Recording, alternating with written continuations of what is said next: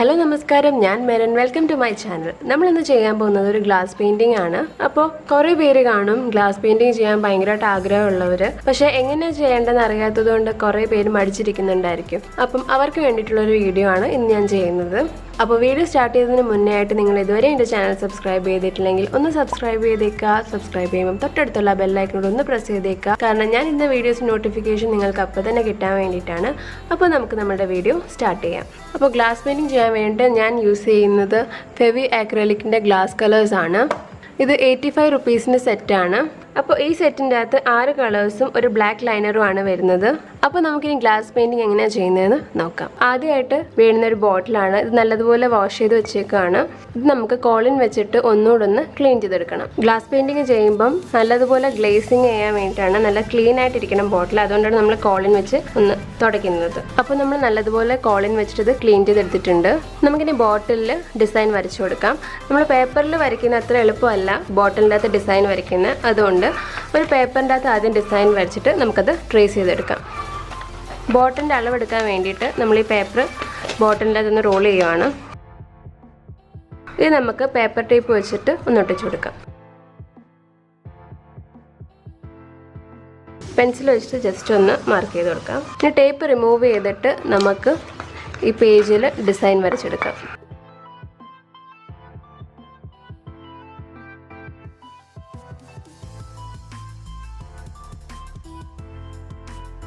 നമുക്ക് എവിടെയൊക്കെയാണോ ഡിസൈൻ വരയ്ക്കേണ്ടത് അതിന് വേണ്ടിയിട്ട് ഈ പേപ്പർ ഇവിടെ വെച്ചിട്ടൊന്ന് മാർക്ക് ചെയ്തെടുക്കണം.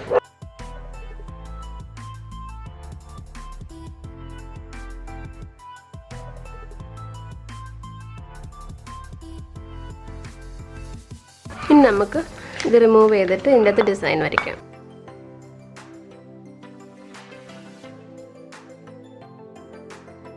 ഇതൊന്നുകൂടെ കുറച്ചുകൂടെ വൃത്തിക്ക് നമുക്ക് വരച്ചെടുക്കാം.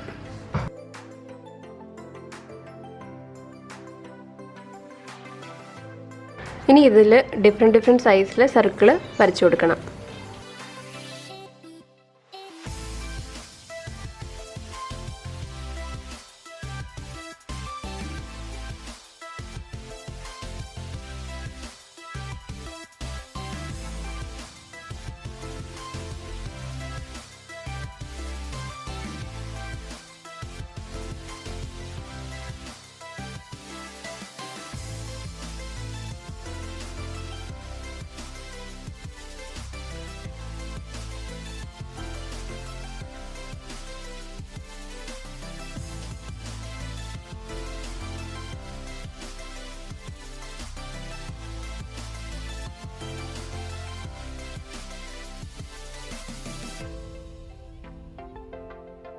അപ്പോൾ നമ്മുടെ ഡിസൈൻ കംപ്ലീറ്റ് ആയിട്ടുണ്ട്.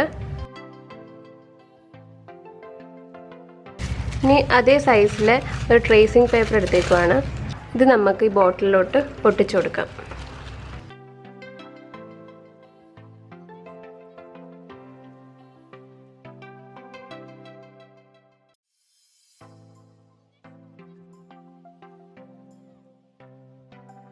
ഇനി ഇതിൽ ഔട്ട്ലൈൻ ചെയ്ത് കൊടുക്കാം.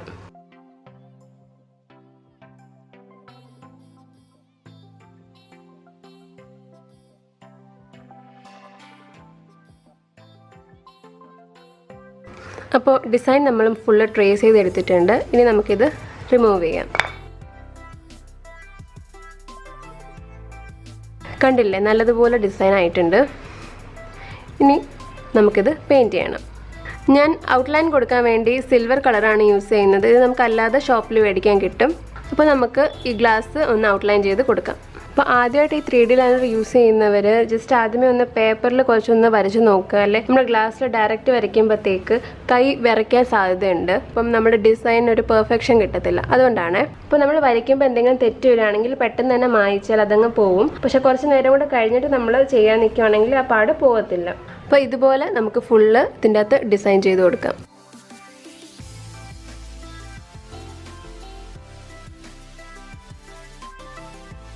അപ്പോൾ നമ്മൾ ഡിസൈൻ കംപ്ലീറ്റ് ചെയ്തിട്ടുണ്ട്. ഇത് നല്ലതുപോലെ ഡ്രൈ ആവാൻ വേണ്ടിയിട്ട് വെയിറ്റ് ചെയ്യാം. അപ്പോൾ നമ്മുടെ ഡിസൈൻ നല്ലതുപോലെ ഡ്രൈ ആയിട്ടുണ്ട്. ഇത് ഡ്രൈ ആയതിനു ശേഷം ഒരു ടിഷ്യൂ പേപ്പർ വെച്ചിട്ട് പതുക്കെ നമ്മൾ നേരത്തെ വരച്ച ഔട്ട്ലൈൻ ഒക്കെ ഒന്ന് തുടച്ചു കളയാം.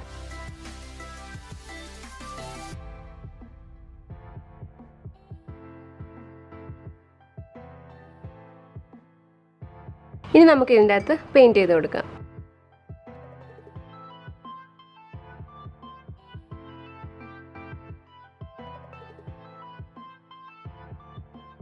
നമ്മൾ ചെയ്യുമ്പോൾ ഇതുപോലത്തെ ബബിൾസ് വരുവാണെങ്കിൽ അത് ജസ്റ്റ് നീഡിൽ വെച്ചിട്ട് അപ്പം തന്നെ അതൊന്ന് പൊട്ടിച്ച് കൊടുക്കണം.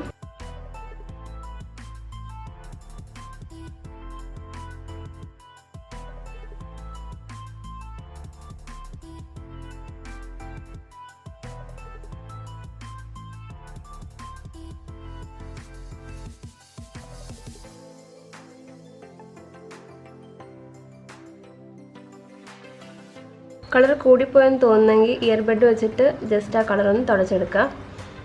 പെട്ടെന്ന് തന്നെ ചെയ്യണം, ഡ്രൈ ആയാൽ പിന്നെ ഭയങ്കര പാടാണ്.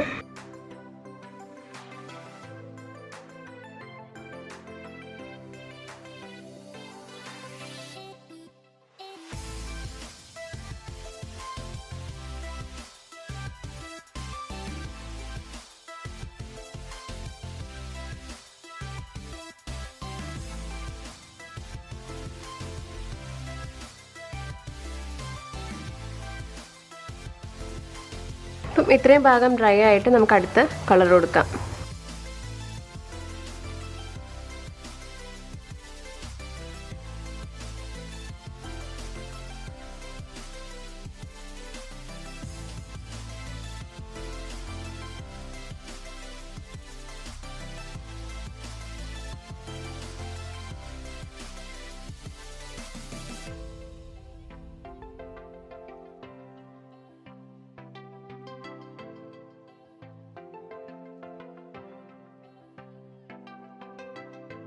ഇനി ഈ പിങ്ക് കളർ ഒന്ന് ഡ്രൈ ആവാൻ വേണ്ടിയിട്ട് വെയിറ്റ് ചെയ്യാം. അപ്പോൾ പിങ്ക് കളറും നല്ലതുപോലെ ഡ്രൈ ആയി. ഇനി നമുക്ക് ഗ്രീൻ കൊടുക്കാം.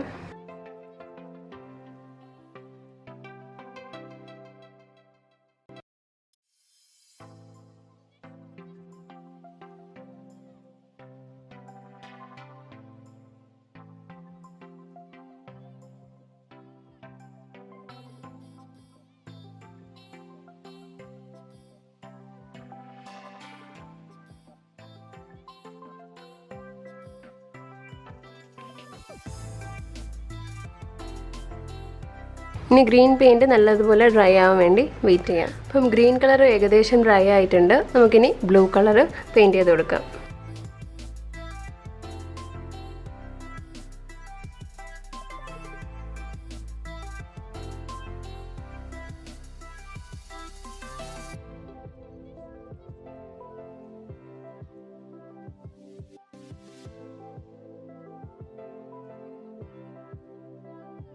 അപ്പോൾ നമ്മുടെ ഗ്ലാസ് പെയിൻറ്റിങ് റെഡി ആയിട്ടുണ്ട്.